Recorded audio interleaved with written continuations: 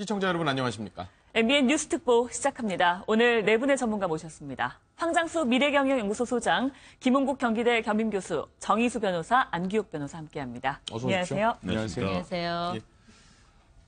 본디 국정농단 사태 관련하여 수사 소식이랄지 재판 관련 소식이랄지 진척이 있으면 좀 자세하게 전해드리려고 했으나 오늘은 마침 TV 토론도 있고 대선 주자 관련한 이슈들이 더욱 많이 몰리는 부분이 있어서 일단 이 얘기로 집중적으로 시작해 보도록 하겠습니다. 네.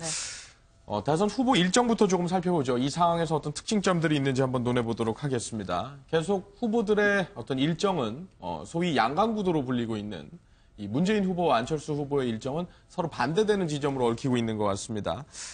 문재인 후보가 어제는 제주와 이제 호남을 가고 안철수 후보 같은 경우에는 대전과 대구를 방문했습니다. 예, 이 부분에 대해서 관련한 화면을 먼저 보시고 이야기 나누도록 하겠습니다. 뭐 하나 한 일이 없으면서 호남을 정치적으로 이용하는 사람이 과연 누구입니까? 호남의 아픔을 함께 하면서 살아온 사람 진짜 누구입니까? 호남은 문재인에게 어머니입니다. 어려울 때 품어주셨습니다. 부족할 땐 혼내주셨습니다. 미우나 고우나 호남의 한을 풀 사람 여러분 누구입니까? 개파 패권주의 세력에게 또다시 나라 맡길 수 없지 않습니까? 저를 지지하는 국민을 적폐라고 공격했던 문재인 후보가 이제 와서 통합을 말합니다. 하지만 통합은 국민을 위해 하는 겁니다. 선거를 이기기 위해서 하는 것이 아닙니다. 선거 이기고 나서 다시 개파 패권으로 돌아가는 것 통합 아니지 않습니까? 네. 두 후보의 이야기를 차례로 들어봤는데요. 먼저 문재인 후보의 이야기를 먼저 한번 짚어보겠습니다. 미우나 고우나 호남의 한풀 사람은 나 아니겠느냐. 호남은 나의 어머니다. 이런 정서적인 이야기들을 좀 했는데요. 반문 정서가 있는 호남에서 어느 정도 효과를 볼 거라고 보십니까? 예, 지속적으로 이제 그 노무현 정부 당시에 호남에서 DJ를 밀었던 것보다도 더 파격적으로 밀어서 이 노무현 전 대통령을 당선시켰는데 그때 이후에 이제 친노 정권이 부산 정권이다라는 이야기들을 이제 하면서 호남 홀대론 이런 부분들이 시작됐고 그 이후에 이제 이 친노 세력에 대한 호남의 이 반문 정서가 조금 생기기 시작을 했죠. 네. 그래서 이제 지속적으로 그 친노가 부활되면서 반문 정서가 있었지만은 지난 2012년에도 결국 문재인 후보를 전폭적으로 밀었죠. 그래서 항상 좀 의심을 하다가 마지막에는 또 될 만한 사람을 밀고 하는 일들이 반복되어 왔는데 이제 그저께 안철수 후보가 먼저 가고 어제는 이제 바꾸어서 서로 또 이 영호남을 교차해서 갔는데 문 후보 입장에서는 최근에 이제 호남의 정서가 조금씩은 회복이 되어서 미세 하나마 안철수 후보에 대해서 조금은 앞서는 것 같아요. 지역별 여러 리얼미터 최근 조사나 지지도에서요. 이러니까 이제 이 추세를 호남에서 승부를 굳히게 되면 본인이 6대4나 7대3 이렇게 굳히게 되면 승부가 끝나고 그것이 이제 수도권에도 번진다고 보고 문 후보 입장에서는 호남에 사활을 걸어야 될 상황이 됐습니다. 그런데 호남 정서가 상당 기간 문, 안 두 사람 중에 누가 되더라도 우리는 나쁠 게 없다. 최악의 경우는 피했다라고 생각하고 지지를 좀 이렇게 유보하면서요. 마지막까지 좀 지켜볼 가능성이 매우 높다. 그래서 두 사람이 상대적으로 호남을 매우 자주 방문할 가능성이 이번 유세 기간에서 이렇게 있을 것이다. 그리고 이제 그 부분을 통해서 자기 쪽으로 기울게 하는 노력이 이 당분간 짧은 시간에는 승부가 나지는 않을 것 같아. 이렇게 예측이 됩니다. 호남이라는 지역적 특성에 좀 비춰서 살펴보면 이른바 이제 문재인 후보 같은 경우에는 호남 홀대론이 있었는데 이 홀대론을 정면으로 좀 돌파하겠다라는 취지로 읽히는 것 같습니다. 지지율 상으로도 호남에서 지지를 많이 얻고 있는 게 사실입니다. 그런 부분에서 비춰서 봤을 때 저 연설은 어떻게 보십니까? 일단 선거를 앞둔 후보 입장에서는 당연히 그 지역에 그동안 섭섭했었던 거 이런 걸 본인이 또 아시니까 그거에 대해서 미우나 고우나 해달라고 하지만 또 그 지역 정서라고 하는 것은 그 후보의 그 말보다는 그동안 해온 업력, 해온 일들이 잠재되어 있는 거기 때문에 예. 뭐 현명한 판단들을 하실 것 같습니다. 네, 김은국 교수께서는 어떻게 보셨습니까? 네, 화면에서 봤지만 광주 전남의 상징인 해태타이거스 김웅용 감독 그리고 김성한 당시 뭐 유명한 선수였죠. 예. 함께 안으면서 그런 이 호남의 통합 정신에 대해서 얘기를 했습니다. 물론 그동안 어려운 점도 있었습니다. 4.13 총선 때는 호남 거의 모든 지역에서 더불어민주당이 아주 패했고 당시에도 뭐 정계은 만일의 경우 호남이 지지를 거둔다면 정계 은퇴를 하겠다 이런 발언까지 하면서 사실은 그 부분이 굉장히 큰 논란이 됐었고요. 그동안에 사실 어려운 상황들이 있었는데요. 지속적으로 호남에 대해서 구애를 했고 그것들이 최근에 미세하지만 어느 정도 좀 이 서로 간에 치열한 경합은 펼쳐지고 있지만 좀 더 앞서가는 그런 양상이 최근에 여론조사에 나타나고 있습니다. 그러나 네. 호남은 아직까지는 지지를 전폭적으로 어느 쪽에 주기보다는 유보를 하고 있는 것 같습니다. 과연 호남이 원하고 있었던 첫 번째는 이 박근혜 정부에서 보여줬던 국정농단, 민주주의와 우리 역사에 대해서 국정농단으로 배신한 그런 그동안의 적폐의 문제, 이걸 어떻게 극복하고 정말 대한민국을 민주주의와 정의를 나라로 만들 것이냐. 그 부분이 하나 있고요. 어떻게 하면 호남 지역의 미래 비전을 만들 것이냐. 그리고 박근혜 정부에서 최근에 나왔던 통계를 보면 이승만 정권에 못지않을 정도로 호남에 대한 차별이 심했다는 그런 여러 가지 평가들이 있거든요. 그 부분을 과연 누가 해줄 것인가. 예. 그렇다면 문재인 후보냐 안철수 후보냐. 네. 그래서 아마 오늘 이제 TV 토론이 있는데요. 지켜보면서 정말로 진정성을 가지고 미래 비전을 얘기하면서 그 가치를 신뢰할 수 있는 후보를 놓고 호남은 마지막까지 이 서로 간에 후보를 놓고 견주기를 하고 있는 거고요. 문재인 후보의 그런 호소력도 상당히 통하고 있지만 안철수 후보도 지금 만만치 않습니다. 그런 측면에서는 아직은 호남에서 최종 결정을 유보하고 있다라고 보여집니다. 예. 네. 지금 얘기가 나왔지만 호남 홀대론에 대해서 박지원 대표가 주장을 하기도 했는데요. 전주에 내려갔을 때 이 부분에 대해서는 어느 정도 좀 영향이 있을 거라고 보십니까? 지금 그 호남 홀대론을 의식을 해서 그 문재인 후보가 호남 민심을 잡기 위해서 내려가서 그 유세에서 애를 쓰신 것 같은데요. 그러면서 이제 반대로 물어봤던 것이 그렇다면 안철수 후보는 그동안 호남을 위해서 무엇을 했느냐, 그리고 앞으로도 어떤 것을 할 수 있는 후보일 것 같느냐라고 이제 반문을 했죠. 이 점에 대해서 좀 곰곰이 생각해보고 정말 냉철하게 판단해달라라고 하는 호소일 수가 있겠는데요. 예. 기존의 호남권에서는 좀 선거에 들어가게 되면 몰표가 나오는 양상이 있었죠. 이것은 이 이유는 다들 아시다시피 그 보수 진영의 후보가 당선되는 것을 저지하기 위해서 어떻게 해서든 결집해서 몰표가 강하게 나오는 그런 양상을 보였었는데 지금은 보수 진영에서 그만큼 강력하게 위협적인 후보가 없기 때문에 표를 정말 그 몰표로 가기보다는 끝까지 그 어느 후보를 선택할지 유보를 한 상태에서 예. 마지막에 가서 그 개인적인 소신에 의해서 투표를 하게 될 것 같습니다. 네, 네. 저희가 이제 발언하는 부분들이 어떤 지역주의를 조장함이 아니고요. 지역적 특성에 따라서 여론 동향이 어떻게 이루어지고 있는지를 살펴본다는 점을 다시금 말씀드리고요. TK 민심도 한번 살펴보도록 하겠습니다. 황 소장께 여쭤보겠습니다. 지금 안철수 후보 같은 경우에는 통합과 안보라는 두 가지 가치를 들고 얘기를 했습니다. 이 부분에 대해서 어느 정도의 소구력이 있을지 궁금해집니다. 이제 문재인 후보가 한때 이제 적폐 청산을 하다가 문 후보도 요즘은 통합 화합을 말하고 있습니다. 예. 결국은 이제 이 영남의 이 어떤 이 보수 정당의 중심이 그동안에 TK 대구 이런 쪽으로 이제 되어 있었는데 최근에 이 보수 후보들이 3등, 4등 밑으로 이제 처지면서 사실상 좀 당선이 조금 거리가 있는 상황이 현재 진행이 되고 있는데요. 이 부분에서 이제 두 가지 견해가 생기고 있죠. 보수 진영에는. 한쪽은 그래도 보수 정당을 밀어서 야당이 되더라도 예. 득표를 상당히 올려줘야 된다. 이런 어떤 부분이 있고 또 현실적으로 문재인 후보를 막기 위해서 또 보수에서 이제 거부감이 조금 있는 사람들이 안철수 후보를 대안으로 선택하자. 이런 부분들이 지금 뒤섞여서 혼재가 되고 있습니다. 여기에 예. 이제 보수 정당에도 자유한국당의 홍 후보가 최근에 지지율이 미세하게 좀 올라가고 있고요. 또 유승민 후보도 끝까지 가겠다고 이야기하고 있고 그래서 아마 대구의 지금 정서가 대구 출신의 후보는 유승민이고 또 보수 정당에서 덩치가 크고 지지율이 좀 높은 쪽은 PK 출신의 홍준표고 예. 또 이 당선이 될 가능성이 좀 그나마 높은 쪽은 안철수고 이 부분을 갖다가 어느 쪽을 선택해야 되는가 하는 부분에서 네. 아마 대구 분들이 이 PK 지역보다도 오히려 머리가 더 복잡할 것 같아요.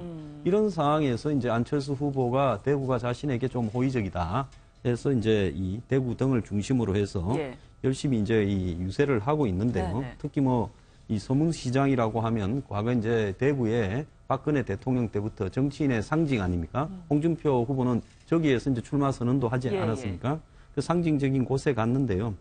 과거보다는 이제 많이 이 안철수 후보에 대한 지지들이 이렇게 눈에 보이게끔 이렇게 했을 건데, 이제 안 후보가 이제 딜레마가 좀 있죠.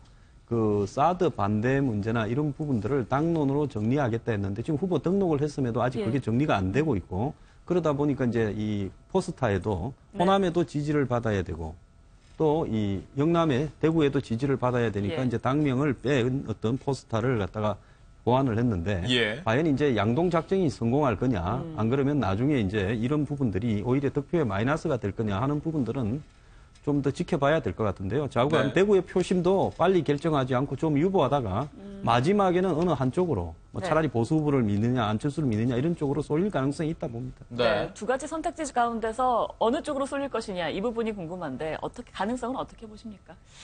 예, 가능성은 뭐 항상 열려져 있고 이제 아직 선거 초반이기 때문에 어떤 우리가 뭐 판단을 여기서 하기는 어렵긴 하겠지만 일단 그 안철수 후보에 대한 그 관심은 이게 뭐 우리가 지금은 여야의 싸움이 아니고 야야의 정말 양당 구조의 싸움이라고 봤을 때 이 안보에 관한 것은 어떤 당이든 우리가 그 어떤 신뢰성을 갖고 추진해 나가야 되는 거기 때문에 그 부분에 대해서 많이 그 관심들을 갖고 있는 것 같습니다. 특히 이 안보나 우리 예컨대 통일에 관한 문제나 이런 것들은 당이 바뀐다고 해서 정책이 바뀐다고 해서 자꾸 혼란스러워질 때 바뀔 적에 국민들이 굉장히 혼란스러워하지 않습니까? 그래서 그런 부분에 특히 이 대구 쪽에 계신 분들이 더 관심을 많이 갖고 있지 않나 하는 그런 생각이 듭니다. 네, 충청 민심도 항상 캐스팅 보트라고 해서 주목을 받아왔었는데 이 부분은 어떻게 전망하십니까? 과거에 호충연대, 영충연대 이런 얘기를 했었죠. 이 과거에 DJ라든가 노무현 대통령 호충연대, 호남과 충청이 연대해서 정권을 만들고 영충연대는 영남과 충청이, 다시 말해 충청 양당 항상 김종필 전 총리를 비롯한 핵심적인 정치인과 함께 캐스팅보트 역할을 해왔습니다. 그래서 세종시 문제라든가 지금까지 핵심적인 역할을 했고요. 이번에도 그 역할은 변함이 없을 거라고 봅니다. 왜냐하면 그동안에 반기문 대망론이 있었고요. 또 안희정 대망론. 다시 말해서 충청 지역도 이번엔 정말 큰 역할을 해보자고 했지만 사실은 큰 지도자를 만드는 데는 일단은 실패를 한 거거든요. 그런 측면에서 충청민들의 민심들이 지금 사실은 상당한 동요를 했었고요. 거기에다가 호남보다 인구가 더 많아질 정도로 충청권이 지금 핵심적인 선거에서의 중요한 역할에 대해서는 관심들을 후보 모두 갖고 있습니다. 그래서 어느 쪽 후보가 더 많은 지지를 끌어갈 것인가. 그래서 안희정 지사의 그 후보 당시에 지지율을 끌어들이기 위해서 문재인 후보도 열심히 뛰고 있고요. 또 안철수 후보도 마찬가지로 어제 대전 현충원 찾아서 충청 민심을 끌기 위해서 노력하지 않습니까? 충청권의 민심이 과거에 비해서는 상당히 유동적이다. 그렇지만 현재 나타나고 있는 걸 보면 이 여론조사에서는 안철수 후보가 조금 더 높은 걸로 지금 최근 여론조사에서 나타나는 건데요. 그럼에도 불구하고 충청 지역도 항상 했던 캐스팅 보트 역할, 그 역할을 이번에도 충청민들이 좀 관심을 가지고 선거 막바지까지는 볼 것 같습니다. 그렇기 때문에 핵심적인 이번의 표심은 대구의 보수 중도의 흐름, 그다음에 호남의 전략적 표, 거기에 더해서 충청권의 마지막 표심도 한번 지켜볼 필요가 있겠습니다. 캐스팅 보트가 좀 늘어난 셈이네요. 그렇습니다. 지역 관련해서는 이제 정리를 하고요. 이 소위 지지율 1, 2상으로 꼽히고 있는 양강구도의 이 두 후보의 이제 가장 지금 두드러지고 있는 정책이랄지 여러 가지 측면을 비춰봤을 때 문재인 후보는 1번가라는 그 어떤 정책 사이트를 내세웠죠. 그리고 안철수 후보 같은 경우에는 저희가 지속적으로 봤습니다만 포스터 관련해서 이런 부분들이 있습니다. 정희수 변호사께서는 이거에 대해서 총평을 해주신다면 어떻게 보셨습니까? 어제 한 포털 사이트에 들어갔다가 그 문재인 후보의 그 포털 사이트 내 그 배너 홍보물을 봤습니다. 참, 그 참신하고 젊은 세대들에게 어필을 할 수 있다 이런 느낌을 받았는데요. 지금 그 어제 여론조사에 의하면은 투표에 꼭 참여하겠다고 하는 그 20대의 유권자 비율이 한 80%가 넘었습니다. 과거에 비해서 한 10% 이상 올랐다고 하는데요. 그 확실히 이번 그 촛불 민심 등을 통해서 그 10대, 20대가 그 정치적인 관심이 굉장히 높아진 것은 사실입니다. 그 특히나 그 지금 10대, 20대들은 그 최순실 사태, 정유라 사태에 그것과 연관돼서 이 사회에 사실 공정성 또 정권이 바뀌어서 정말 20, 30대 이런 문제들을 해결해 주기를 원하는 그 염원이 지금 누구보다 굉장히 강하거든요. 그래서 지금 각 후보들이 20, 30대의 그 표심을 많이 공략하고 있는 것 같고요. 이런 문재인 후보의 그 그런 문재인 1번가 이런 것들은 참 참신하게 느껴지고 또 안철수 후보도 참 당의 이미지를 없애고 안철수 한 사람만을 부각을 해서 다소 좀 어색해 보일 수도 있지만 굉장히 새로운 시도를 한 거거든요. 이런 것들이 젊은 세대들에게 어떤 변화를 향한 어떤 노력으로 비춰질 수 있을 것 같아서 좋게 평가를 합니다만 네. 앞서 말씀드렸듯이 20대, 30대 그 미래 유권자인 10대들도 지금 정치에 관심이 있는 이유가 단지 그런 그 이미지에만 연연하지는 않을 거란 말이죠. 예. 정말로 우리 미래의 우리 젊은이들의 뭐 일자리를 창출해 줄 수 있는 유능한 후보가 누구인지 그리고 공정사회를 위해서 어떠한 전략을 펼칠 수가 있는지 이러한 내용적인 부분에도 분명히 관심을 많이 가질 겁니다. 그래서 이런 이미지, 이런 참신한 아이디어 이런 것도 좋지만 젊은 층을 공략할 수 있는 그런 정말 그 발전적인 공약들을 구체적으로 잘 젊은이들에게 설득하는 것이 또 중요하다고 생각합니다. 네, 황 소장께서는 저 문재인 1번가 들어가 보셨습니까? 예, 어제 거기 네이버인가 예. 거기에 있더라고요. 그래서 보니까 이제 비슷한 이름을 가진 11번가라는 네. 그런 어떤 이 전자상거래 사이트가 있지 예. 않습니까? 예. 그래서 이제 이 한 그 청년 자원 봉사자가 그런 부분에 이 젊은 분들은 대부분 거래를 이렇게 전자상거래로 많이 사니까 홈쇼핑 형태로 이제 한번 해보자라고 네. 해서 아이디어는 매우 참신했다고 보고 있습니다. 문제는 이제 젊은 사람들에게 이제 감성 이런 부분도 중요하지만은 컨텐츠 면에서 예. 거기에서 이제 정말 이 방문이 구매로 이어질 수 있는 뭔가 어떤 혁신적인 부분이 좀 필요하다. 지금 젊은 사람들의 고민 중에 가장 중요한 고민들은 이 취업과 주거 문제 아니겠습니까? 그래서 저출산이나 이런 문제도 다 거기에 연관이 되고 있는데요. 이런 문제들에 대해서 좀 선두 후보니까 혁신적인 아이디어를 내어서 네. 청년들의 고민들을 좀 들어줄 수 있도록 해야 되는 거 아니냐. 아직 뭐 그렇게 파격적인 것 같지는 않아요. 옛날보다는 매우 현실적으로 젊은 사람들의 의견을 수용하려고 노력은 하고 있는 예. 모습은 보입니다만. 네. 관심을 끈 건 일단 사실인 것 같습니다. 두 후보의 뭐 정책 사이트라든지 또 포스터가요. 이 관심이 실제 표로 이어지느냐 이 여부에 대해서는 말이 많은 것 같은데요. 그 관심은 일단 좋은 거죠. 우리가 너무 정치에 대해서 이렇게 뭐 거리를 두고 이러는 것보다 관심은 정말 요즘 어느 때보다도 우리 네. 대선에 대한 그 국민들의 그 변화에 대한 그런 마음들이 큰 것 같습니다. 제가 그 안철수 후보 그 포스터하고 그 연설하는 거, 예. 그 동영상을 보면은요.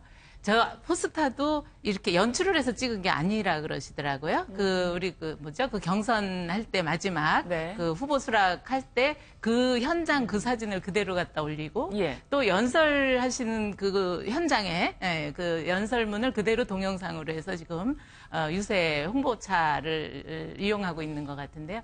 그런 거를 봤을 때 국민들이 뭔가 좀 진정성, 신뢰성 그러니까 편하게, 그러니까 연출된 게 아니고 정말 이구나. 정말 이런 마음들이 그 포스터라든가 정책이라든가 그 방법에서 나타나는 게 아닌가. 네. 그런 생각을 좀 하지 않을까. 네. 그렇다면 그것도 하나의 홍보 효과로 연출된 것보다도 예. 더 국민들의 마음에 와닿지 않을까 하는 생각도 듭니다. 진정성을 담고 그 사실 그대로를 담으면서 사실 당명은 빠져 있어서 이 네. 부분에 대한 논란도 있는데 이건 어떻게 보십니까? 글쎄, 그것도 뭐 이제 판단의 문제니까요. 네. 그거는 뭐 당명이 중요한 게 아니고 우리가 당명이야 뭐 수시로 바뀌는 거 아닙니까? 지금 저는 뭡니까? 우리 그 자유한국당 말이 어려워서 맨날 새누리당이라고 할 정도로 그 예. 당명이 바뀌는데 그것이 중요한 게 아니고 정말 그 후보가 우리 대한민국의 리더로 대한민국 국민들이 정말 이제는 꿈을 갖고 살 수 있는 그런 나라를 만들어줬으면 좋겠다는 어떤 그런 소망 그런 게 실현되는 그런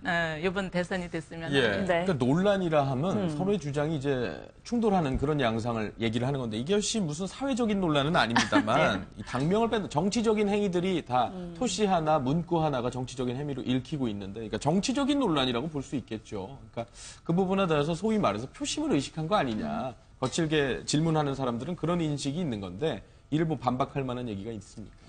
다 사실은 모든 것이 정치적 행위죠. 예. 예를 들어 저는 문재인 1번가도 상당히 재밌게 봤습니다. 젊은이들이 특히 이제 2040 물론 노년층을 배려하지 않았다라고 하지만 사실은 컴퓨터를 이용해서 쇼핑을 할 수 있는 세대가 사실은 노년층보다는 아무래도 젊은 층에 있고 예. 젊은 층의 지지층을 결집시킨다는 의미인데다가 거기에 공약을 사람들이 쉽게 이용할 수 있는 다시 말해서 정치 쇼핑몰 같은 역할을 했다. 예. 예. 그리고 뭐 그 공약에서 뭐 도시재생이라든가 여러 가지 현안 이슈에 대해서 참신하게 다가갈 수 있는 네. 가치를 만들었다. 이것은 결국 정치적 행위인 거고요. 또 포스터도 저는 상당히 신선하게 봤습니다. 왜냐하면 과거처럼 근엄하게 국민들께 어떤 정당의 이름을 넣고 사실은 1960년대, 70년대 봤던 패턴인데 거기서 벗어나서 정말 변화를 주도하겠다라는 그래서 정당명을 사실은 뺀 것이 일견은 너무 정치적인 정략적인 행위 아니냐 이렇게 볼 수도 있지만 예. 그걸 뺨으로써 국민들께 새로운 변화를 이끄는 정말 기수가 되겠다라는 그런 측면을 강조했다는 측면에서 두 후보 모두 저는 국민들께 새로운 변화의 모습들을 보여주려는 시도.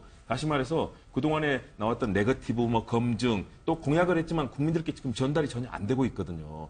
대부분 다 이런 검증 국면에서 상대를 자극하는 얘기들만이 언론에 헤드라인으로 뽑히고 언론에서 다루는 내용이 되고 있는데 예. 이렇게 해서 쇼핑몰이라든가 또는 이런 변화하는 이미지를 통해서 국민들께 다가갈 수 있다면 이것도 이번 대선의 의미를 다시 한번 보여준다는 점. 이번 네. 대선 의미 그거 아니겠습니까? 과거의 그런 정경유착, 박근혜 정부에서 보여줬던 국정무능, 또 정경유착 이런 권력 남용을 어떻게 극복할 것인가 그리고 미래 비전을 어떻게 후보들이 정말로 국민들께 다가갈 수 있게 할 것인가 그런 네. 측면에서 이런 정책이라든가 또는 향후의 변화의 가능성을 국민들께 보여줬다는 측면에서 저는 두 후보의 시도 모두를 네. 좀 높이 평가할 수 있지 않을까 네, 이런 생각이 듭니다. 알겠습니다. 상대 후보의 표를 또 뺏어와야 하는 게 선거이기 때문에 상대 후보를 비판하거나 비난하는 부분들도 있습니다. 일단 홍준표 후보는 영남 지역에 집중하는 모습을 보이면서 이 지역에서 문재인 후보와 안철수 후보를 비판하는 내용을 이야기도 했는데요. 한번 들어보시겠습니다. 북한 인권 문제도 김정일이한테 물어보고 기권했듯이 대북 정책도 김정은이한테 물어보고 결정을 하려고 하면 대한민국 대통령은 문재인이가 아니고 김정은이가 되는 겁니다. 안철수가 대통령이 되면 실질적인 대통령은 박지원 대표가 되는 겁니다. 대북 송금 사건으로 4억 5천만 달러 보내주고 그 돈이 핵이 되어서 돌아왔습니다. 사실상 친북 좌파인 박지원 대표가 안철수 대신 대통령이 되는 겁니다. 예, 저희가 각 후보별로 이제 두드러지는 모습들을 좀 살피다 보니까 뭐 누구는 정책이고 누구는 뭐 발언이냐 이런 식으로 얘기할 수가 있을 것 같은데 홍준표 후보의 경우에는 본인이 이런 두드러짐을 뭐 예상하지 못하지는 않았을 것 같다. 이런 측면에서 저희가 한번 얘기를 다뤄보겠는데 뭐 예를 들어서 팩트 체크를 할 부분도 좀 있는 것 같습니다. 그러니까 문재인 후보가 뭐 김정은에게 물어보고 뭐 예전에 뭐 과거 송민순 전 장관의 회고록 이 얘기를 본딴 것 같은데 그리고 뭐 안철수 후보 같은 경우에는 박지원 대표가 상황이 될 수 있다 이런 측면으로 얘기를 하는 것 같은데. 예, 저희 이야기가 이제 지금 안보 문제에 민감하고 또 강경 보수층 그리고 또 노장년층들이 많은 영남의 이제 이 지역, 영남에서도 이제 주로 이 중소도시나 시골 지역에 상당히 맞춤형 발언이라고 봐야 되지 않겠습니까? 홍 후보의 선거 전략으로 보자면 아슬아슬하게 선거법 위반의 범위를 갖다가 이렇게 넘나들면서 저런 발언들을 계속했어요.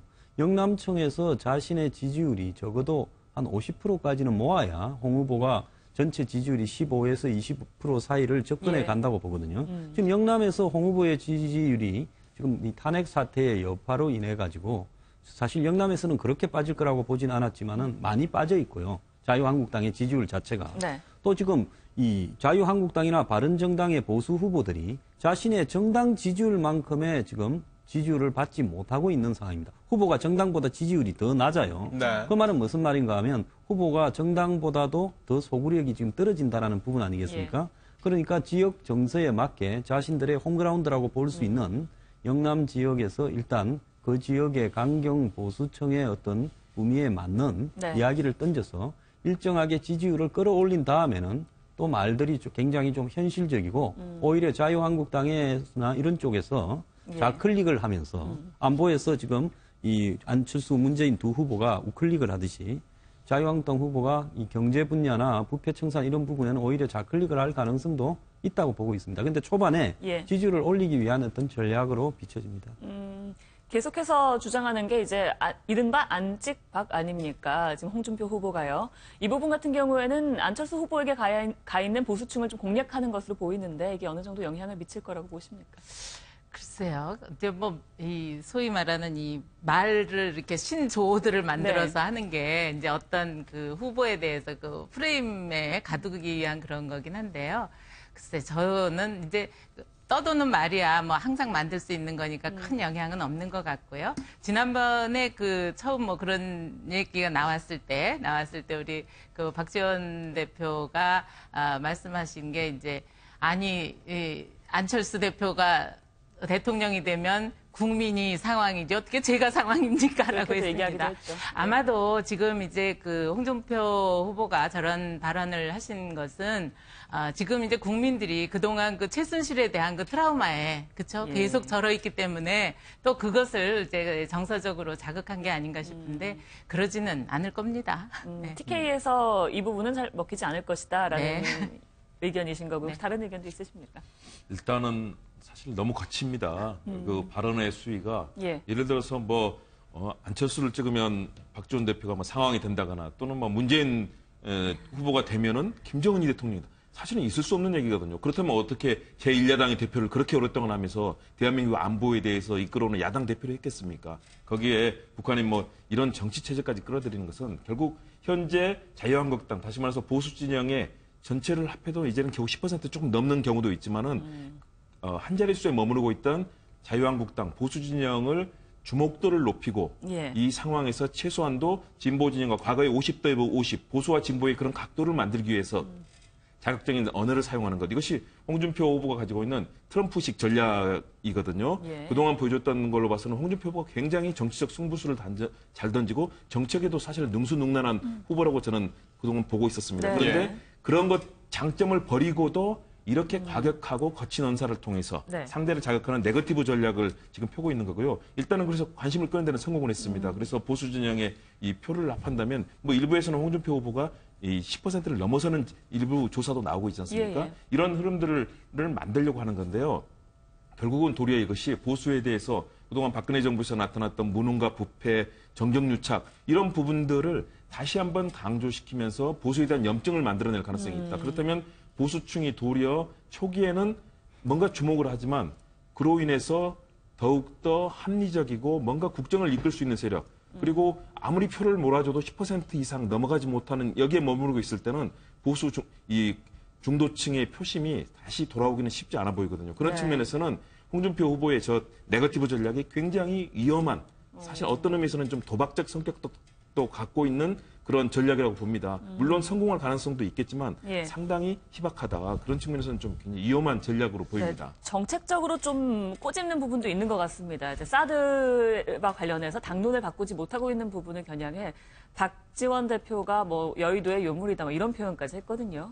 예, 아무래도 홍준표 후보는 지금 TK, PK 지역에서 아직 정하지 못한 표들이 안 후보에게 갈 것을 많이 견제를 하고 있을 겁니다. 그래서 박지원의 좀 부각을 시키면서 안 후보를 좀 견제하려는 그런 방법을 쓰는 것 같고요. 사실 홍준표 후보의 발언 수위가 좀 소가 지나쳤다 이런 이야기들이 나오고 있고 발언이 이슈가 되는 것들이 참 하루가 멀다고 계속 새로운 발언들이 나오고 있지 않습니까? 저는 여기에는 홍준표 후보가 사실은 뭐 나오는 대로 그냥 막말을 하는 것이 아니라 좀 고도로 정치적으로 계산된 그런 발언이 아닌가라는 그런 생각을 합니다. 홍준표의 부인께서도 그런 얘기를 했습니다. 정치적으로 계산한 것이다. 예, 굉장히 이분이 똑똑한 분이시거든요. 검사 출신에다가 뭐 국회의원 사선을 지내셨고 또 도지사까지 하셨고 또 당에서도 이제 고위 직책을 맡으셨던 분으로서 그냥 하시는 말은 아닌 것 같고요. 지금 샤이 보수층을 끌어오기 위한 그런 전략으로도 해석될 수 있을 것 같고요.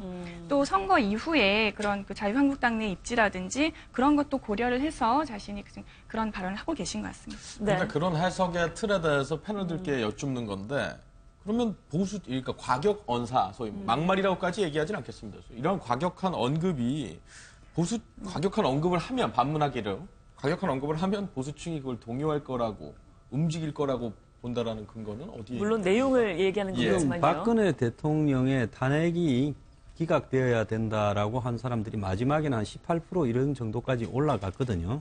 20%에 육박을 해 갔죠.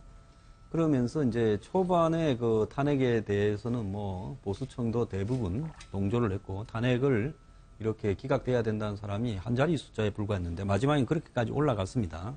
그리고 이제 보수의 전체적인 의식을 가진 국민들이 많게는 한 40% 이상이 된다고 봅니다.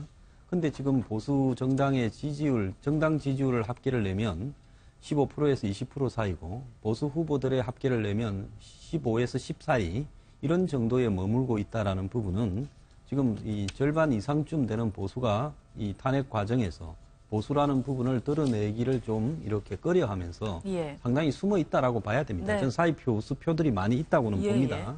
근데 이제 지금 박근혜 대통령 탄핵을 기각을 찬성을 했던, 기각을 바랬던 정도의 표도 지금 자유한국당이 이렇게 만들어내지 못하고 있어요. 그래서 지금 자유한국당은 단계적으로 봤을 때 처음에는 문재인 후보를 굉장히 초반에는 비판을 했습니다. 근데 가만히 생각을 해보니까 문재인 후보를 비판하니까 자기들한테 와야 될 표가 안철수한테까지 홍준표한테 오지는 않는단 말입니다. 그러니까 최근에 이제 전략을 타겟을 옮겼죠.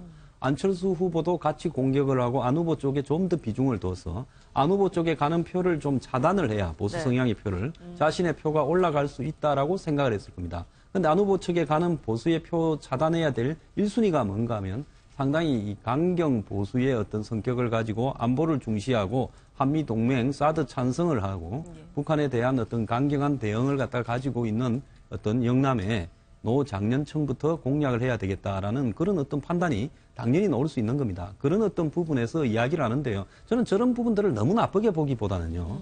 우리 사회의 사드나 이런 부분들을 또 한편으로 너무 이렇게 온건하게 바라보면서 안보를 갖다가 조금 가볍게 생각하는 젊은 층도 있기 때문에 한편으로 저렇게 함으로써 전체적으로 균형을 이루는데 도움이 된다. 지금 문재인, 안철수 두 후보도 사실 대선 초반에는 뭐라고 했습니까? 안보 정책이 상당히 좌클릭이 돼 있었지 않습니까? 근데 가면 갈수록 우클릭으로 하면서 전체적으로 균형을 수렴해 가지 않습니까? 누군가 한 명은 저 오른쪽에서 저런 말을 해야 될 필요성은 있다. 저는 그렇게 생각합니다. 굳이 그렇게 과격하게 할 필요가 있느냐? 그런 것이 통하느냐? 노이즈 마케팅인데요. 일단은 쳐다봐줘야 그 다음에 물건을 살지 안 살지인데 저 가게에 사람이 안 가고 있어요. 그러니까 새로 가게를 열면 앞에 막 춤을 추고 음악을 세게 틀고 하지 않습니까? 그거하고 똑같은 이치라고 봐야 돼요. 이번에 미국 대선에서 나타났던 트럼프 마케팅. 다시 말해서 정말 거의 90% 이상의 유권자들이 그리고 또 언론조사에서도 나타난 것처럼 힐러리 클린턴 후보가 될 것이다. 그동안의 경험과 노련미 또 우아함을 갖췄던 힐러리 클린턴 후보를 제치고 거짓말, 막말까지도 서슴지 않았던 트럼프 후보가 됐지 않습니까? 그 과정에서 잠자고 있었던 그리고 실망하고 있었던 보수층을 끌어내는 트럼프 전략에 성공했는데요. 홍준표 후보는 사실 굉장히 명민한 사람입니다. 그리고 정치적인 경험과 경륜도 풍부한 이 분이기 때문에 이 상황에서는 보수층에 특히 박근혜 정부에 실망했던 보수층들이 중도 또는 투표를 아예 포기하는 양상으로 가는 것들을 최대한도 보수층의 마음으로 끌어와야 된다. 그래서 어제부터 안보 독트린을 또 발표한다고 하지 않습니까? 홍준표 후보가. 그리고 안보 문제, 지역 감정의 문제, 그리고 상대 진영의 후보들을 거친 언어로 공격하는 발언들을 통해서 결국은 현재 잠자고 있고 실망했던 보수층들을 다시 한번 우리가 안보와 보수 그리고 그동안에 끌어왔던 이 국정을 다시 한번 맡겨달라는 그런 메시지를 보내고 있는 거고요. 일정하게 이 그동안에 잠들고 있던 보수층의 표심을 끌어가고 있는 이 다시 한번 분기시키는 그런 역할에는 일정하게 성공했다고 봅니다. 이런 구도에서 덩달아 같이 부각되고 있는 부분이 이른바 낙인 프레임입니다. 앞서 저희가 뭐 말씀 도중에 섞인 부분도 있는데 뭐 여러 발음하기도 좀 어렵네요. 문찍김, 홍찍문, 안찍박. 발음하기도 어려운 그런 뭐 뜻이 뭐죠 이게 어떻게 해석을 해야 되는 겁니까? 예를 들면 안찍박하면 안철수를 찍으면 뭐 박정희 대통령이 된다. 뭐 문찍김 하면 문재인을 뽑으면 김정은이 대통령이 된다라는 김정은이요. 북한의 김정은. 김정은이 대통령이 된다라는 건데요. 이거 선거는 사실 그렇게 단순하지가 않잖아요. 근데 단순화시키고 약간 재미를 가미해서 좀 유권자들에게 호소를 해보고자 하는 것 같은데 어찌됐든 이렇게 좀 왜곡되어 있고 사실과도 거리가 먼 이런 참 그 낙인을 찍는 이런 식의 참 신조어를 만들어서 퍼뜨리는 것은 유권자의 수준을 과연 어떻게 보는 것인가 하는 좀 의문이 생깁니다. 다른 분들은 어떤 의견이세요? 뭐 지금 이 얘기는 아까도 또 나왔던 얘기죠. 근데 저는 이제 지금 이 보수냐 진보냐라고 하는 것이 우리가 그 보수라고 해서 모든 것이 다 그냥 그 과거에 머무르는 이런 거를 요구하는 건 아닌 것 같거든요. 그렇죠. 예. 그런데 지금 홍준표 후보가 이제 뭐 그 보수의 주자로 막 이제 여러 말씀을 하시는데 관심을 갖는 거하고 실제 표를 찍는 거는 좀 다르지 않겠는가. 전 그렇게 봅니다. 그래서 물론 이상한 얘기, 남이 안 듣던 얘기를 하면은 관심은 갖겠죠. 쳐다는 보겠죠. 그러나 그게 표하고 직결될 수 있겠는가 하는 것은 또 별개 문제라고 보고요. 예. 우리가 그 어떤 지금 이제 그 모든 정당이 이 안보에 관해서는 좀 보수적으로 가지 않느냐라고 하는데 보수라고 하는 것은 결국 지키자는 거거든요. 그렇죠? 그리고 진보라고 하는 것은 변화를 추구하는 것이고 그런데 이것을 안보를 보수라고 해서 이거는 전부 보수. 진보, 뭐, 변화를 추구한다고 해서 이건 전부, 진보, 이렇게 낙인을 찍는 거, 그것 역시 우리가 하나의 프레임이 아닌가, 이렇게 생각을 합니다. 그래서 우리가 그 정책에 따라서 예를 들어서 안보라든가, 무슨 통일이라든가 이런 문제는 보수적으로 가는 게, 국민들을 일단 안정시키고 국가를 안정시키는 데는 도움이 될 것 같고요. 그 외에 사회의 어떤 부패라든가 적폐라든가 이런 여러 가지를 변화시키는 데서는 좀 진보적인 그런, 성향을 갖고 추구해 나가야 이 사회가 좀 발전되지 않을까 그렇게 생각이 됩니다. 제가 볼 때는요. 프랑스 지금 대선이 동시에 진행되고 있지 않습니까? 여기 보면 지금 그 공화당, 사회당, 옛날에는 뭐 우파연합이라고 부르던 공화당, 이 두 당이 거의 교대로 집권해 왔는데 지금 이 두 당이 다 무너져 가지고 4등 이하로 쳐져 버리고 실제로 이제 그 뭐 이 극우 정당, 극자 정당 또 제3 후보가 1, 2, 3등을 가고 있어요. 이런 부분들이 이 어떤 그 사회에 누적되어진 어떤 이 문제들을 청산하는 데 저는 매우 도움이 된다고 보고 있습니다. 근데 한국에는 지금 그러지 않고 지금까지도 한국에는 지역주의, 그다음에 영원한 지역주의에다가 분단, 세대 갈등 이런 걸 악용을 해 가지고요. 정치 프레임을 만들어서 한 대중들을 갖다가 굉장히 현혹시켜 왔죠. 그러니까 한국 분들이 정치적으로 보면요. 정치에 관심이 세계에서 OECD 안에서 거의 선두권으로 관심이 높대요. 그럼에도 불구하고 한국에는 정치가 개혁되지 않고 변화도 되지 않는 실제 결과로는 매우 후진적인 양태로 두 정당, 지역주의 정당 중에 하나를 고르는 형태가 됐는데 이번에 이제 보수 정당들이 이렇게 상당히 무너지면서 지금 전혀 다른 어떤 새로운 선거 양상을 낳고 있지만은 여기에서 한 걸음 더 나아가서 국민들에게 보다 많은 선택을 하게 하려면 안보는 보수 쪽으로 좀 제 개인적인 생각은 강화되고 경제는 좀 더 진보적이고 개혁적으로 강화되면서 지금 여야 진보 보수의 흐름이 뒤섞인 새로운 어떤 정치 세력들이 좀 탄생할 필요도 있다.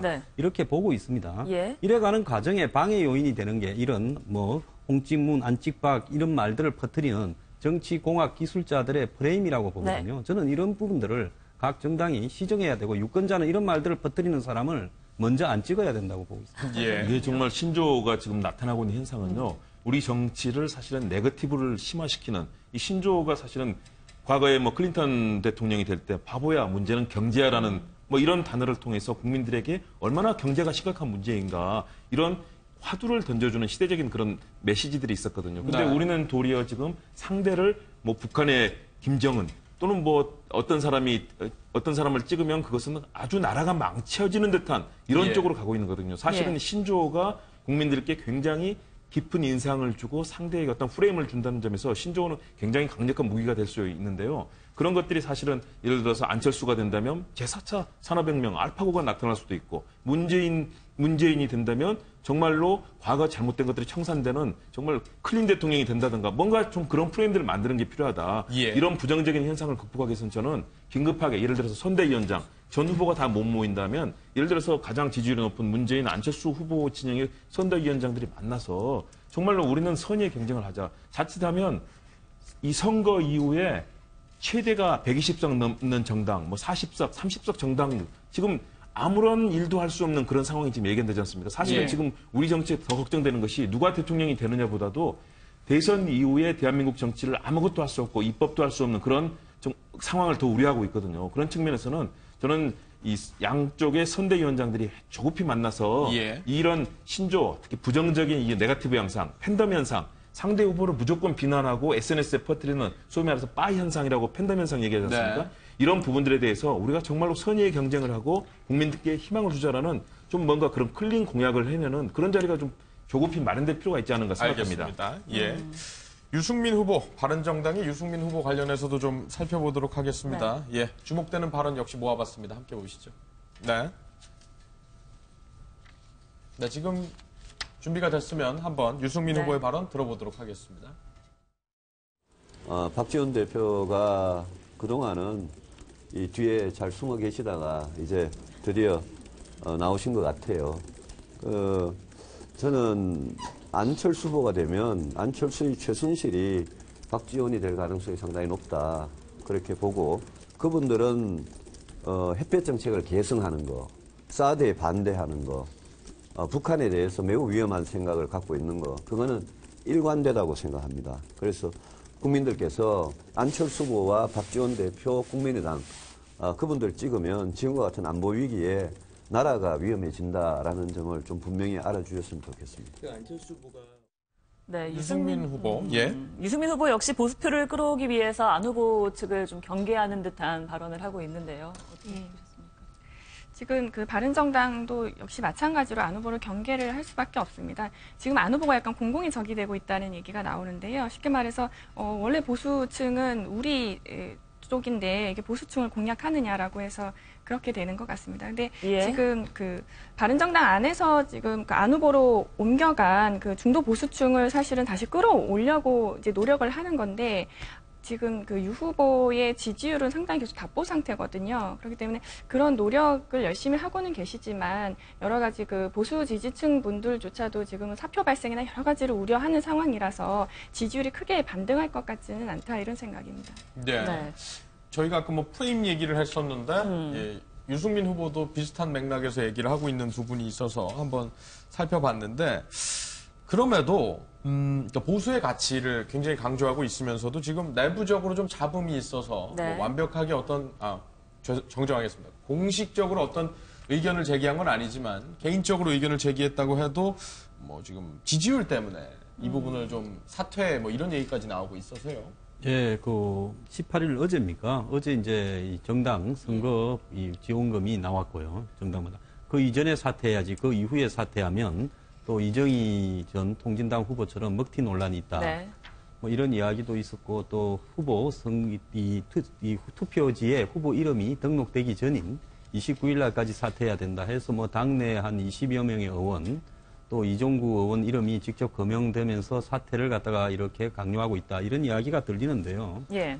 저는 이 문제는 매우 상식적으로 생각을 해야 된다고 봅니다. 국민의당, 바른정당이 이 새누리당에서 이렇게 탈당을 30여 명이 해가서 만들었을 때는 사실 이념적으로 무엇이 크게 다른가. 유승민 후보는 뭐 경제나 이런 부분에서 상당히 개혁적인 부분이 있습니다만은 그 나간 나머지 의원들은 이 지금 자유한국당 잔류하고 있는 자유한국당과 이념적인 차이가 별로 없음에도 친이냐 친박이냐 내지 탄핵에 찬성하느냐 반대하느냐로 사실상 갈려 나갔거든요.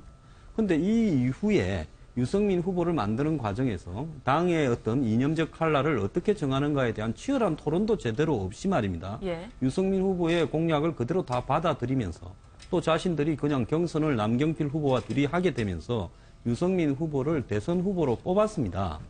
그 과정에 다 참여했던 분들이 지금 지지율이 낮다고 해서 후보를 사퇴해라고 말을 하는 것은 저는 공당에서 조금 이건 해야 될 일은 아니다. 안철수 후보를 지지하고 싶은 즉 야당을 하기 싫은 바른정당의 의원들은 안 후보를 지지한다면서 탈당을 해서 국민의당에 가면 그것이 저게 정치적인 도리라고 보고요. 후보 사퇴 부분을 강하게 주장한다면 지금 전 세계 어느 나라에서 대선이 진행되면 거기에 무조건 밑에 지지율이 좀 낮아서 당선 가능성에서 벗어난 후보들을 사퇴하라고 당에서 강요하는 일들이 벌어집니까? 크든 작든 당선 가능성이 있든 없든 마지막까지 열심히 가는데요. 한국은 정치 공학이 지배해서 마지막에는 조금 뭐한 말입니다만은 뭐 조금 광을 판다. 즉 이렇게 밀어주고 뭔가 대가를 바란다는 의미로 TV 토론까지 나와서 그렇게 한 번은 하고 그 다음에는 들어가면서 되면 이제 장관 자리나 뭐 이렇게 여러 가지 같이 연립 전정을 구성하는데 일부 참여한다.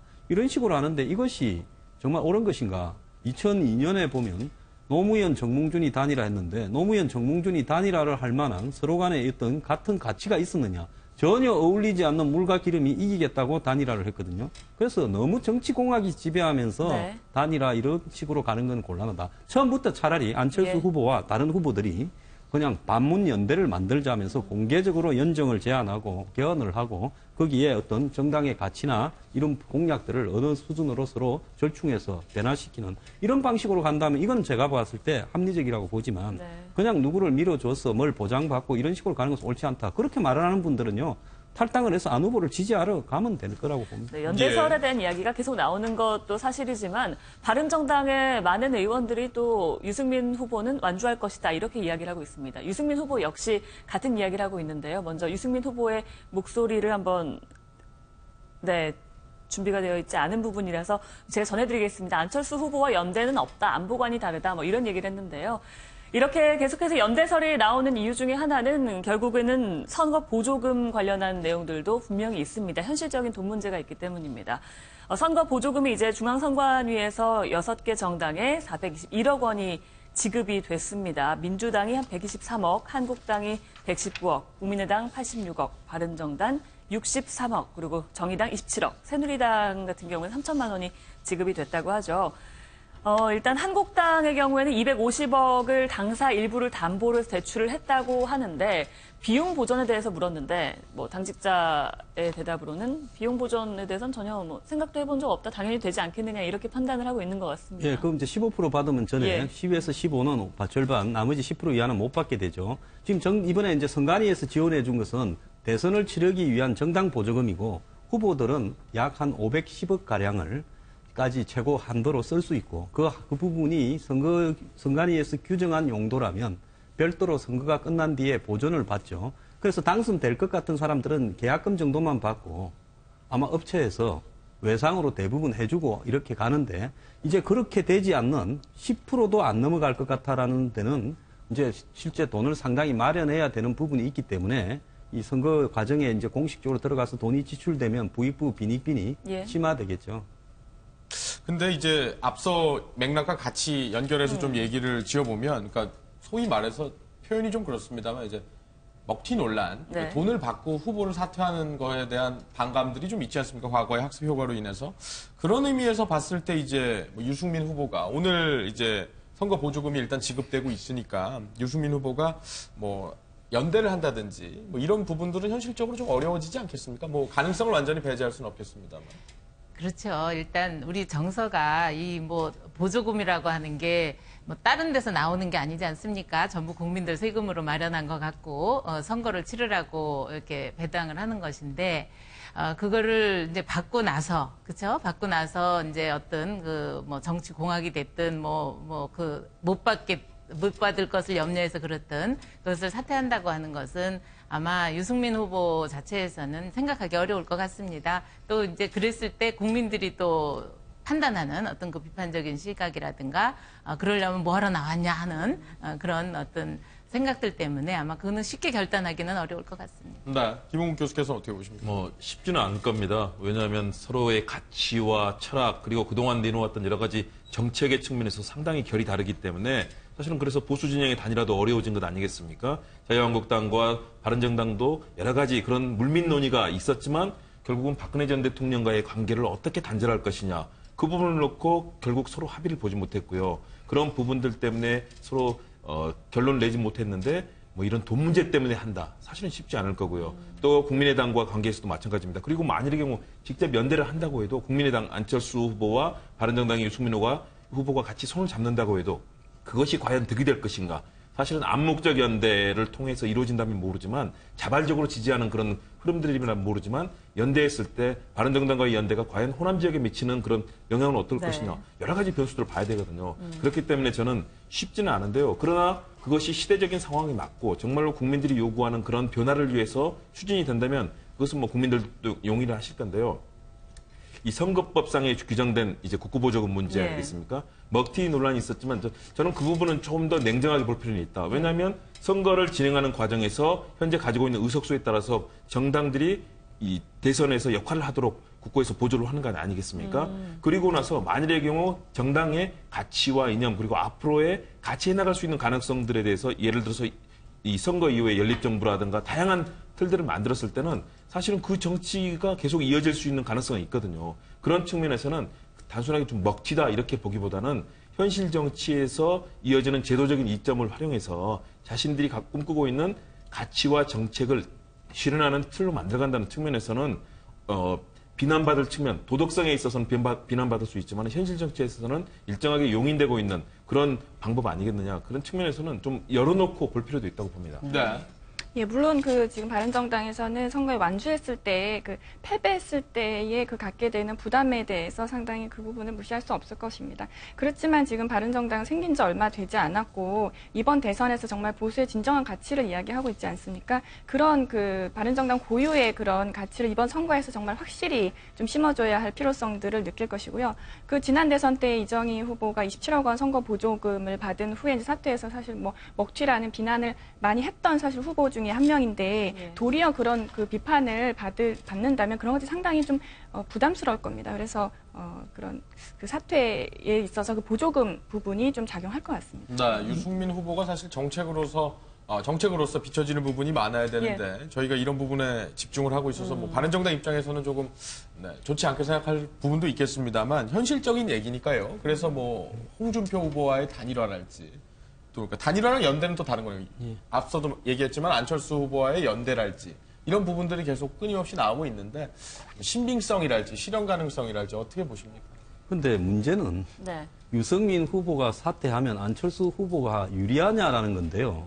지금 대부분의 여론조사에서 이제 홍유 두 사람 중에서 한 명이 사퇴했을 때 네. 누구에게 유리하냐라는 부분으로 보면 이 유승민 후보가 사퇴하면 문 후보한테 유리하고 홍준표 후보가 사퇴하면 안철수 후보한테 유리하다라고 거의 대부분의 조사에서 그렇게 나옵니다. 그러니까 이제 정치 기술자들이 하는 표현으로 하면 유승민이 사퇴하면 문이 된다라고 지금 여론조사가 예. 과학적으로 검증을 지금 하고 있어요. 그런 부분 때문에 안철수 후보 측에서는 차라리 사퇴하느니 이렇게 오자 대결로 끝까지 가는 게 개인적인 득표에 조금 더 유리하다라고 볼 수도 있을 것 같고요. 그런 어떤 지금 사퇴 자체로서 밀어준다고 도움이 되면 이것이 또 논의해 볼 수 있는 부분도 있는데 예. 실제 지지율에서 이 유승민 후보가 사퇴하면 홍준표 후보 득표가 조금 더 올라가고 문 후보 득표가 좀 올라가면서 안 후보가 대부분 지는 여론조사가 나오고 있기 때문에 사자 대결에서요. 네. 저게 기술적으로도 별로 이렇게 안 후보 측에 도움이 안 되고 있다라는 현실적인 문제가 있습니다. 예, 그러니까 서로 얻을 게 없다라는 예. 주장이신 것 같은데, 네, 어떻게 보십니까?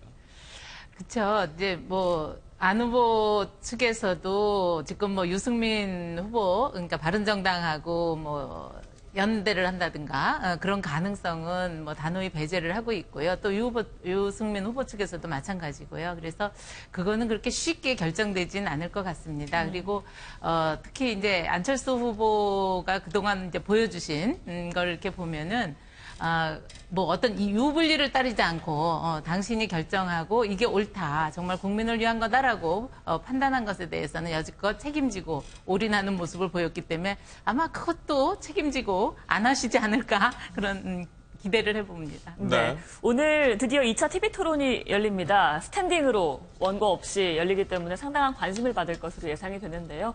스탠딩 토론을 놓고 그동안 논란이 많았습니다만 결국은 하게 됐습니다. 공통 질문 1분의 답변 후에 9분씩 난상 토론을 한다고 하는데 과연 이번 토론을 보고 지지자들이 얼마나 움직일지 부동층을 비롯한 중도 보수층도 그렇고요. 얼마나 움직일지 이 부분에 관심이 쏠리는 것 같습니다. 지금이 긴박한 상황입니다. 왜냐하면 문재인, 안철수 1, 2를 오가면서 서로 치열한 오차범위의 접전을 벌이는 두 후보 아니겠습니까? 네. 그렇다면 TV 토론의 지난 대선의 결과는 약 8% 정도가 TV 토론을 보고 마음을 바꿨다라는 조사 결과도 있고 일부에서는 네. 5%라는 조사 결과도 있습니다. 예. 그렇다면 10%가 안 되는 정도의 미세한 변화가 있다면 그것은 결국 선거판에 결정적인 영향을 미칠 수도 있는 그렇죠. 수치가 되거든요. 네. 그리고 1차 TV 토론 이후에 사실은 안철수 후보의 상승세가 약간 꺾였다는 그런 조사들이 최근에 나왔지 않습니까? 이런 흐름을 본다면 이번 2차 TV 토론 스탠딩이기 때문에 더욱더 터놓고 얘기하고 과거처럼 네. 일문일답을 하거나 이런 방식이 아니고요. 후보들 간의 치열한 난상 토론이 이루어질 거고 원고도 없이 그렇죠. 후보들의 민낯이 그대로 드러날 네. 수 있거든요. 과연 공세적인 질문을 던졌을 때 과연 답을 했느냐. 사실은 1차 TV 토론 때도 그런 모습들이 많이 드러났습니다. 네. 정확한 정책에 대해서 확실하게 알지 못하면서 대답하는 그런 모습도 보였기 때문에 오늘 검증에서 그 만일의 경우 이 후보자들이 유권자의 눈높이에 맞는 답변을 내놓지 못하거나 또는 체력적으로 한계를 보인다거나 뭐 국민들에게 믿었지 못하는 모습, 또 검증에서 나왔던 여러 가지 최근에 검증 국면에서 나왔던 자녀 문제, 부인 문제 다양한 이슈들이 있거든요. 이 문제에서 제대로 의혹에 답변하지 못하고 성실한 모습을 보이지 못한다면 TV 토론이 오늘 상당히 중요한 역할을 할 수 있습니다. 지금 미세한 지지율 차이에서 이번 주가 사실은 변곡점이 된다고 볼 수 있거든요. 예. 조금 있으면 이제 5월 3일부터는 아예 여론조사가 이제 공표되지 못하는 기간으로 들어가지 않습니까? 그 후보 등록 이후에 일주일에 사실상 큰 흐름을 좌우한다는 측면에서는 오늘 TV 토론 그것이 상당한 변수가 될 수 있다는 측면에서 후보들은 아마 많이 긴장할 겁니다. 네. 1차 토론 때와 비교했을 때, 그러니까 그때의 지지율 변화랄지 이런 걸 좀 참고해 본다면 이번에도 그런 가능성이 좀 있을까요? 일단 1차 토론 이후에 좀 두드러졌다고 볼 수 있는 것은 좀 상대적으로 안 후보의 지지율이 약간 낮아진 점을 들 수가 있겠는데요. 이번 스탠딩 토론은 사실 더 적극적이고 약간 공격적이고 아주 치열할 것으로 예상이 됩니다. 그래서 평소의 토론 습관이랄지 본인의 그 어떤 뭐 태도랄지 평소 가지고 있던 생각들 또 얼마나 일관되게 그런 것들을 유지하고 시청자들에게 국민들에게 참 신뢰감을 줄 수 있느냐 이런 부분이 작용할 것 같은데요. 안 후보 같은 경우에 잘 모르겠습니다. 좀 약간 경직된 모습을 보이기도 하고 약간 긴장돼 있는 모습도 보이기는 하는데요. 스탠딩 토론에서는 조금 더 긴장되고 조금 더 많은 공격을 받으면 뭐 그 즉시 대응해야 되는데 그런 게 사실 뭐 말투 하나 몸짓 하나에도 드러나지 않겠습니까? 그런 데 있어서 좀 영향을 미칠 것 같고요. 저는 이 스탠딩 토론이 오늘 그 문 후보와 안 후보에게는 매우 중요한 의미를 갖는다고 생각합니다. 아직 표를 정하지 못한 분들이 과연 어디에 표를 던져야 할지 이것을 보고 정말 얼마나 신뢰감 있는 그 공약을 어떤 태도로 전하는지를 정말 주목해서 볼 것 같고요. 네. 나머지 좀 지지율이 다소 낮은 후보들에 대해서는 TV 토론에서 좀 신뢰감을 주었다 하더라도 예를 들면 지난 TV 토론에서 좀 유승민 후보의 재발견이라고 하는 얘기가 나왔지만 지지율이 크게 오르지 않았거든요. 그랬듯이 그런 후보들 같은 경우에는 사표 여러 가지 이제 그런 것들을 우려를 해서 지지율이 크게 변하지는 않을 것으로 예상합니다. 지금 보시는 것처럼 각 후보들에 대해서 1차 토론회 때 나왔던 평가들이 좀 있습니다. 그렇기 때문에 후보들도 각자 전략을 다르게 짤 것 같은데 어떻게 될 거라고 보십니까? 이번에 이제 가장 중요한 게요. 전번 토론 때까지는 다 원고를 가지고 왔지 않습니까? 예. 참모들이 열심히 작성해 주는 걸 갖고 와가지고요. 모범 답안들을 갖고 순간적으로 모범 답안을 빨리 찾으면 뭐 최악의 상황에 몰리지는 않고 가는데요. 오늘 하나 조금 이제 제가 우려스러운 것은 순간 기억 상실증을 갖다가 나타내는 후보가 나올 수 있다. 예. 어떤 의미죠? 그러니까 뭐를 물었는데 갑자기 머릿속이 하얘지면서 보고 이야기할 것 없고 또 긴장하고 있고 이러다 보면 이 순간에 이 포저 행사 멈추는 그런 현상이 나타날 수 있다. 아마 그런 후보가 타격을 받을 수 있을 것 같고요. 과거에 뭐 YS나 DJ나 이런 시대에 JP나 이런 시대에든 본인이 원고 없이 뭐 30분씩 연설도 하고 또 뭐 어떤 말이든 받아 넘길 수 있는 능력들을 가진 한마디로 정치에 어느 정도의 이 테크닉이나 지식을 가진 분들이 많았는데요. 요 근래 들으면서 이 대통령이 되겠다라는 분들이 자신들 당의 공약이나 정책을 제대로 머릿속에 숙지해서 그것이 무엇을 의미하는가를 이해를 하고 있는가 싶은 좀 의문이 드는 후보들도 좀 있어요. 네. 이런 후보들이 오늘 아마 이제 1차에서는 정치 외교로 각 부분씩, 2차에서는 경제 사회로 각 부분씩이 주어지고 거기에 나머지 후보들이 이제 그 주어진 시간 동안에 다른 후보에게 질문을 하게 될 건데 이제 오늘 그런 모습에서 기존의 어떤 포장되어진 이미지가 벗겨지는 뭐 4등, 5등 후보들은 토론도 잘하거니와 또 별로 영향을 안 받을 건데요. 1, 2, 3등 후보 중에서 오늘 당황하는 모습을 보여주거나 실제로 이제 이 가공되고 포장되어진 민얼굴이 이렇게 이제 드러나는 후보가 나온다면 여론의 타격을 좀 입을 수는 있다. 또 서가지고 하는 거하고 앉아서 하는 거하고는 심리적으로 매우 다르고요. 오늘 뭐 의자를 준비했다지만 뭐 피곤해서 그 의자에 앉을 분은 없지 않겠습니까? 그런 뭐 의자에 앉는다는 것 자체가 뭔가 또 다른 이미지로 비춰질 수 있기 때문에 아마 그런 점 때문에 그런 것 같은데 말씀의 취지를 이어가면 경제사회 분야 같은 경우에는 소위 팩트 체크가 무엇보다 중요하잖아요. 그러니까 본인이 예시로 드는 어떤 통계랄지 이런 부분들을 전반적으로 숙지를 하고 있어야 가능하단 말이죠. 그런 부분에 대해서 관점 포인트를 맞춰본다면요. 그렇죠. 그러니까 우리가 이제 뭐 써준 혹은 만들어준 자료를 갖고 답변을 하는 거 하고 정말 그것이 내 것이 돼서 내가 거기에 대해서 그 정책을 만드는데도 참여했고 이거를 얼마나 지키고자 하는 그런 의지가 있는가 하는 것도 이 어투라든가 태도라든가 자세 그런 게 다 나타날 것 같습니다. 그래서 정말 오늘 스탠딩 토론은 그야말로 그 후보의 어떤 진정성, 그 사람이 갖고 있는 평소에 그런 소신, 그리고 그것을 얼마나 또 당선되고 나서 집행해 나갈 것인가 하는 그런 의지까지도 우리가 검증해 볼 수 있는 아주 귀한 시간이 될 것 같습니다. 그러니까 오늘도 소위 말하는 뭐 난상 토론이라고는 하지만 끝장 토론은 아니기 때문에 정책적 검증이 충분히 될 것인가 이 부분에 대해서는 좀 의견이 다른 것 같은데 어떻게 가능할 거라고 보십니까? 정책 검증이 쉽지는 않을 겁니다. 왜냐하면 그 제한된 시간 속에서 할 수는 없지만요.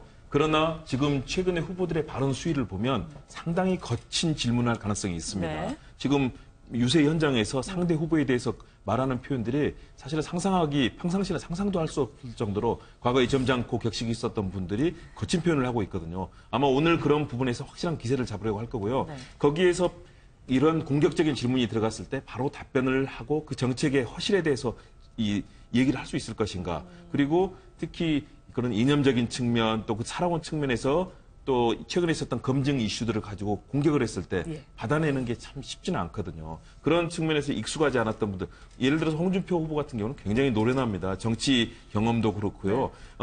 그러면서 굉장히 최근에 네거티브 하는 방식, 이 트럼프 홍해 전략으로 후보들에게 아주 거친 질문을 던질 텐데요. 과연 1, 2위를 놓고 접전을 벌이는 문재인 안철수 후보가 거기에 대해서 얼마나 제대로 대응을 할 것인가. 그리고 정책 문제도 최근에 사안이 굉장히 복잡합니다. 노동 문제, 환경 문제, 또 생활에서 복지 문제, 통계 숫자가 굉장히 많거든요. 이런 부분을 적절하게 커버하면서도 유권자들에게 신뢰도 있는 모습을 지속적으로 보여줄 것인가. 사실은 만만치 않은 오늘 이 2시간 동안 후보자들 모두 정말 좌불안석, 좀처럼 마음을 안정시키지 못한 채 스탠딩, 정말 아마 우리나라 대한민국 TV 토론 역사상 가장 강렬한 그런 상황이 될 것 같습니다. 네. 정기태 변호사께서도 혹시 예상되는 부분 짚어주신다면요. 오늘 지금 의자가 마련됐다고는 하지만 정말 치열한 공방 속에서 또 혹시라도 어떤 약점을 잡힐 것을 걱정을 해서 아무도 그 의자에 앉지 않을 것 같고요. 정말 아주 치열하고 또 보는 이가 정말 숨가쁘게 볼 수 있을 정도로 흥미진진한 토론이 될 것 같습니다. 네. TV 토론과 마찬가지로 또 한편 볼 수 있는 부분이 이제 인물 영입전도 점점 가열되고 있다라는 점인데, 문재인 캠프에 이제 김동용 좀 고문하고 김현철 씨가 오늘 지지 선언을 한다고 하죠. 이 부분이 얼마나 영향을 미치게 될 것인가, 이 부분에도 상당히 관심이 쏠리는데 좀 영향력이 있을 거라고 보십니까? 저는 대선 때 각 후보 캠프들이 인물을 뭐 때문에 영입을 하는지, 또 전문가라고 하는 사람을 뭐 때문에 영입하는지, 그런 전문가들을 영입해서 놓은 공약들이 과연 이 서민들의 어떤 실생활과 이렇게 제대로 반영하는 공약인지 좀 의문이 많거든요. 그래서 좀 법적으로 이렇게 선거 때 캠프에 영입을 금지를 시켜서 철새들이나 폴리페서들이 좀 덜 가면 실질적으로 후보가 선거에 좀 더 집중하고 할 수도 있고 더 나아가서 선거 이후에 농공 형상에서도 좀 더 자유롭게 널리 인재를 구해서 쓸 수 있지 않겠느냐. 사실 저거 아무런 표에 도움이 안 되고요. 오히려 가면 혀 떨어질 사람들은 좀 있죠. 그러니까 굉장히 좀 비판적으로 봐주셨는데, 그러니까 말씀의 취지는 이런 것 같습니다. 그러니까 인물을 영입한다라는 것은 그 사람이 가지고 있는 컨텐츠를 반영한다라는 건데, 그것이 실질적으로 좀 많이 그동안 역대 사례를 봤을 때 드러났느냐, 이 부분을 유권자들이 한번 볼 필요가 있을 것 같아요. 그렇죠. 지금 이제 뭐 말씀하신 거와 마찬가지로 그냥 사람을 영입한 거지 그 사람이 가지고 있는 어떤 정책이라든가 정말 우리 국민들을 위해서 그 사람이 어떤 도움이 될 것인가 그거를 가지고 온 건 아닌 것 같아요. 그래서 저도 이제 이제 영입한 사람들이 오히려 그 사람에 대한 어떤 과거의 무슨 전력이라든가 뭐 비리라든가 이런 게 드러나서 또 금방 또 사퇴하고 그런 일이 반복된다고 하는 것은 그 정당의 어떤 뭐라 그럴까요? 그 신뢰성을 오히려 더 깎아먹는 그런 게 오는 거기 때문에 만약에 정말 내가 우리 정책 이념과 함께 갈 사람이다. 라고 해서 모셔온다면 영입을 한다면 그것은 뭐 도움이 될 수도 있겠으나 이거를 뭐 선거 문 앞에 두고 하는 것은 좀 많이 고려를 해야 되지 않을까 싶습니다. 인사 영입을 할 때의 마음은 정책 이념을 함께 가져오겠다 이런 마음 아니겠습니까? 저는 사실은 부정적인 의견들을 말씀해 주셨는데요. 저는 좀 긍정적으로 봅니다. 왜냐하면 캠프에서 앞으로 일을 해나가고 정말 대선이 됐을 때 많은 인재풀을 가지고 다양한 정책을 펼쳐야 되거든요. 그렇다면 김동용 상도동계 자장인 김동룡 예. 고문이라든가 이런 분들은 사실은 국정 경험도 풍부하고 최근에 뭐 민주평통도 맡으셨고 다양한 역할을 할 수 있는 그런 그동안의 경륜과 또 민주진영에서 나름대로 역할을 해오신 네. 부분들 또 변양호 지금 이번에 안철수 후보 진영으로 예, 예. 한 변양호 전 재경부 금융정책국장 네네. 사실은 경제 분야에서 우리나라에서 손꼽히는 정말 그렇죠. 정책통이거든요. 이런 분들이 적극적으로 역할을 할 수 있게 해준다면 네. 캠프의 역량 전체를 높일 수 있다. 대신에 문제는 이 분들을 활용하는 리더의 문제다. 박근혜 대통령이 그 많은 인재들 다 모아놓고 도리어 극한적인 인사들만 쓰면서 국정을 완전히 팽개쳐버리지 않았습니까? 도리어 정말 투명한 시스템을 통해서 이런 분들이 역할을 할 수 있고 좋은 정책, 풍부한 경험과 경륜을 살릴 수 있게 리더가 열린 자세로 이런 인재를 활용하는 그런 자세를 가진다면 저는 이런 부분들이 도리어 각 캠프의 진영을 더 풍성하게 하고 예를 들어서 사실 우리가 기대해야 될 것은 나중에 안철수, 문재인 두 네. 후보가 누가 되든 네. 또 서로 껴안아가 되거든요. 알겠습니다. 그렇게 좀 넓혔으면 합니다. 네, 알겠습니다. 오늘 말씀 여기까지 듣겠습니다. 고맙습니다.